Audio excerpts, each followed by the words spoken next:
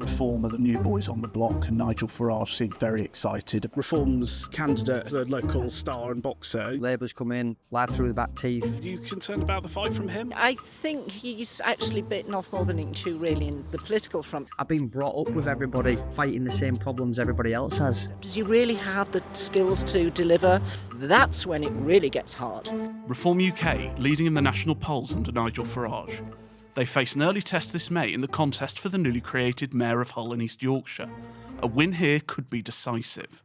We travelled to the area to find out from locals what issues are impacting them and this region. What do you think of the place?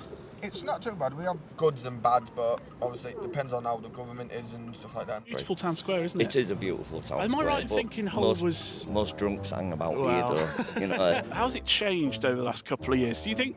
it's going downhill. It's going downhill? I think so, yeah. You ever heard of Nigel Farage? Yeah, because he was at Connect Live for a few weeks ago with Luke Campbell, because obviously Luke Campbell's supposed to be going for mayor, and I heard about that where he came to Hull. On May the 1st, the combined authority will see its first mayoral election, and betting markets suggest it is going to be incredibly close. We spoke with candidates from the four main parties. Do you want to win to help Kemi Badenoch in a way? Luke, thanks so much for talking to us today. Thanks for coming. It's a very exciting time in this part of the world for Reform. They're expecting quite a good showing. Are you ready to make the big switch from a totally different career into politics? Yes, the only reason why I'm signing here today is because I want to stand up for my community. I want to give back and directly impact the lives that everyone supported me during my journey. And it inspires me now to stand up and fight for the people. So what attracted you to Reform specifically? I just think the Tories lied. They was in power for 14 years and they just dug a big hole for us. And then Labour's come in, lied through the back teeth, and just seemed to be putting the country in a bad place. And I just think we need a change. You need to understand the issues. You need to have come through. I've been brought up with everybody, fighting the same problems everybody else has. But, I was lucky enough in my sport to be successful, but it's not changed who I am as a person. This is the people's vote. Are they ready for change? Do they want something different? And I guess we will see May 1st.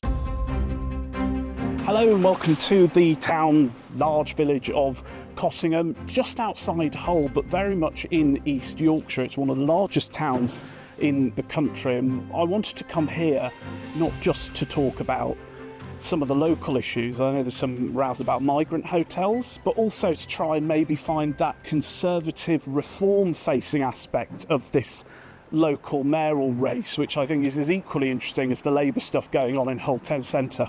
I am like that at the moment. Yeah. But, between Reform and and Labour. Yeah. And how do you feel about that, the small votes and all the rest of it? Yeah, I'm against some of it, depending where they go. As you see, where they put these people. And yeah, I think locally people think, well, if they're coming to work or that type of thing, nothing against that and what have you, but I think just to come across, and I mean, there's like the hotel in the town centre that's been full of migrants for a long, long time. And people are against it, I think. Yeah. Do you think there's a difference between, say, here out in Cottingham, out in the villages, and sort of the centre of Hull? Yeah, I think the problem is with the city centre, it's lost a lot of its shops, so there's not as much of a draw to it there now. Where here, obviously, it is more local, and I do think people more and more are trying to shop a bit more local. We're now in Hull city centre, in one of the prettiest streets that I know. We've been speaking to residents here, and it's very interesting. The views are different between here and between the outer skirts in Cottingham. Much more talk about welfare. We've had a couple of people mention the government's welfare cuts to us. That has come up. Homelessness, empty shops. The migrant hotel issue, much less of an issue. Maybe we found some particularly open-hearted people, but I did notice a difference in views there. We're just heading up now to Hull Minster, where we're going to meet the Labour candidate for the mayoral election. Political loyalties are fraying to an extent. Things are a bit more transactional now.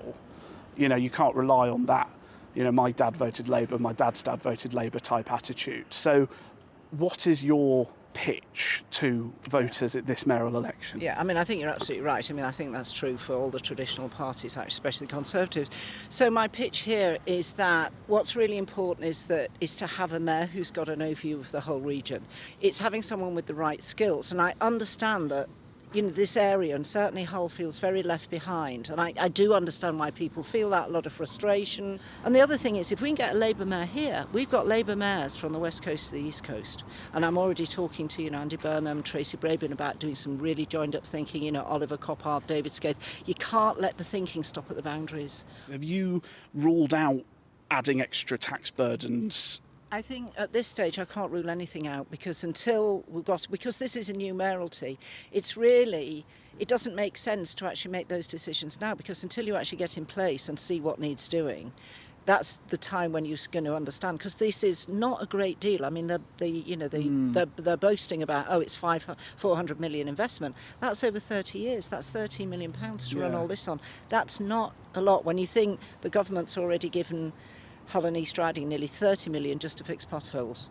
It kind of puts that into perspective. There seems to be a lot of warm feeling towards Reform's candidate, certainly in his former guise as a local star and boxer. Are you concerned about the fight from him, or are you confident? It's a difficult one. I think he's actually bitten off more than he can chew, really, in the political front, because I have great admiration for him, and I've met him before, I know him, and great admiration for what he's achieved. And I do think he genuinely has the city's well-being at heart, but he's very Hull focused. And does he actually have? This is what we're hearing on the doorstep. Does he really have the skills to deliver as a mayor? And my answer is, I'm sorry. I admire what he's done as a boxer. I admire what he's done in business. I admire what he's done, to raise the profile as Hull. But I think for him as a boxer, the 1st of May is when he wins. And to me, it's like, that's when it gets hard. It's like, it's not over, and you go back to your dressing room and sit down. It's like, that's when it really gets hard. Hull is one of the Lib Dem's only working class heartlands and could be their best opportunity to win their first mayoralty. Why? You're already leader of the council, so you've got a great amount of responsibility already. What are you hoping to do with the mayoralty that you can't already do as leader of this city's great council?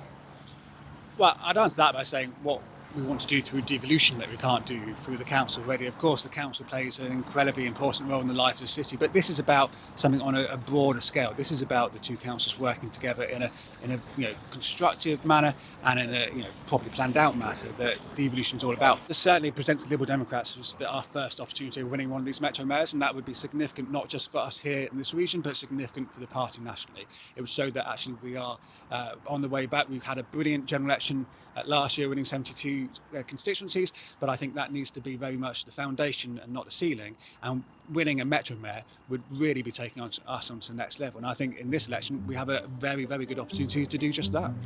We're just off to meet Anne Handley, the Conservative leader of the East Yorkshire Council and the Tory candidate for the mayor. Final interview of the day, let's do it.